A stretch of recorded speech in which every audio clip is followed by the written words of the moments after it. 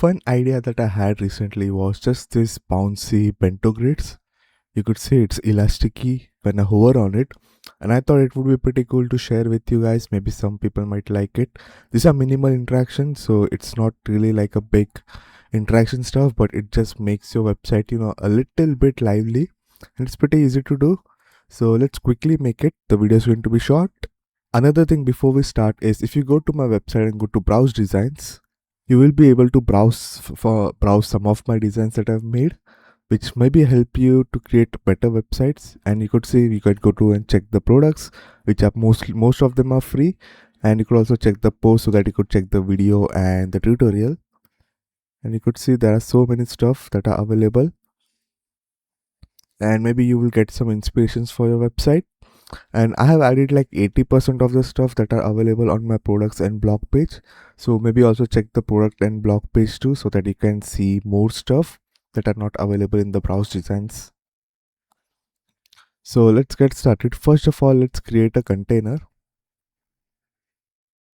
To add a container like this, we can keep it any size, and inside it I will add 2 containers. So basically we are going to create bento grids, but instead of using grid layout, we are going to use the flex layout.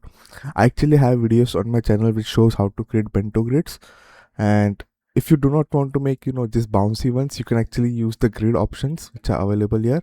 I already have video on my channel, so you could check that. The grid option makes it easy to make bento grids. So I just duplicated it and added like 2 containers here, you could see. So if I press this and do left to right, I get 1, 2. So let's just color code them so we can see it better. Let's do this, and let's also do this, but this time we will turn this into purple.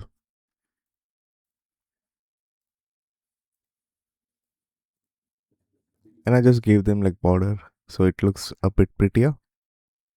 I also need to give some height because we need some, because it's empty, right? So without height it would just collapse. So the first one I'll just make it like 30%, and the second one I'll make like 70%, like this. If you have Elementor Pro, you can use custom CSS, but if you don't have, then you will need to go and add an HTML widget like this and make it hidden so it takes no space. You could see it's taking space here. So if you do responsive, go to hidden, like all of them that will be hidden in the live page. I'll provide you guys with this code in the comment section because the code is like very simple. So I'll just add it in my pinned comment. Just copy this, I'll explain it in a bit. Just copy this code and paste it in the HTML widget. You only need to copy it once. So let's see, if I duplicate this container, I don't really need to have 2 of them options, okay, only 1 of them. So let's just delete 1 of it, so it's only 1. Else when you do some changes, then it would not get updated because you have some duplicates. This time let's reverse it like this, and maybe even reduce the distance between them there. So we kind of get like a bento grid already, but it's not really bouncing right now. So let's do this. Let's go on HTML element, and we have some CSS classes. So first we have DM bento element ELEM. Let's copy this. Do not copy the dot, okay, and give it to every one of them. And then here you would see we have 2 more CSS classes. So the first one that we added just creates the bouncy effects for 0.5 seconds. I don't know if you can see this. So I just added it here so we can see easily, and you could see it says 0.5 seconds. So it takes 0.5 seconds of the effects to, like, it takes 0.5 seconds of the animation time basically to do the bounciness. But we also have 2 more CSS classes called DM expand 1 and DM expand 2. And here you could see I've said width 80, width 30. So let's understand why after copying. So DM expand 1, I'll give it to the big containers like this. So DM bento element space and then the second CSS class. As soon as I add it, it starts doing the bouncy effect, you could see. And also one more thing, you could see if I remove my mouse, it also bounces from here, right? It looks weird. So let's go on into a container, set it to center. That way you could see it does not really bounce that way. And we have DM expand 2, which is set to width 30. So let's go in here. Let's give our first container let's do space and do DM expand 2. Nothing's going to happen because I made it 30, right? So let's make it 25 and let's make this 65. No, what is this? 75. So 25 plus 75. And you could see it starts doing the bouncy effect. The bigger ones don't really do that much bounciness, but smaller one does more. Like this, you could see. And what's basically happening is that the first one, it is set to 25 and we gave it the CSS class DM expand 2, so it turns to 30% when we move our mouse over. So when we move our mouse over, it tries to go to 30% instead of 20% or 25%. And when we give it DM expand 1, this one tries to go from 75 to 80% like this. And another thing is you could keep adding more. So let's say if I add more by doing DM expand 3 and I set this to, let's say, 50, let's copy this code.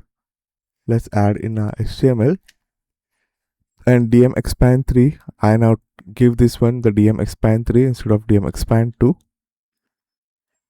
You could see now it gets like a lot bigger. I think this might need to be turned into space between. Yeah. So like space between works a bit better in this case because the effect is like very heavy, right? So you could see. And same with this ones too. So you could go and give this one, let's say if you give it DM expand 3, then it will get smaller. So if I do space, and that's not what we want. So it needs to be bigger. So DM expand 1. Oops, it's harder to click. And you could see now it starts to get bigger. Another thing is, if you look in the code, if you go down, there is tablet and there is also mobile. So again, how much you want it to expand in tablet, how much you want this one to expand in tablet, and how much you want this one to expand in mobile and this one in mobile. In my case, in this example, if you go to tablet mode, you could see it is set to 50-50 just for example. You could see it just bounces. This one is just HTML element, and you could see this is how it looks in tablet and this is how it looks in mobile. It's up to you how you wish to do it, whether if you don't want in mobile or tablet any effect, only on desktop, you could do that. And if you reduce this, the speed would be faster. If you increase this, it would be more.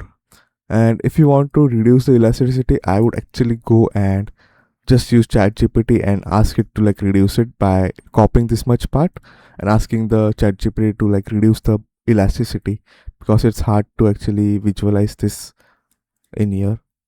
And here you could see this is how it looks on tablet.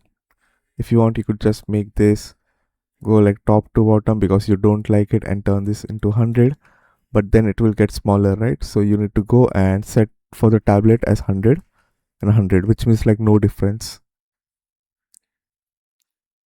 Why is it not turning? Oh, because this is not 100. So you could see this one is not working because it's given DM expand 3. So you could see now they are not moving at all. So yeah, that's all, like pretty simple video that I decided to make because I thought it was a cool idea. So yeah, thanks for watching. Goodbye.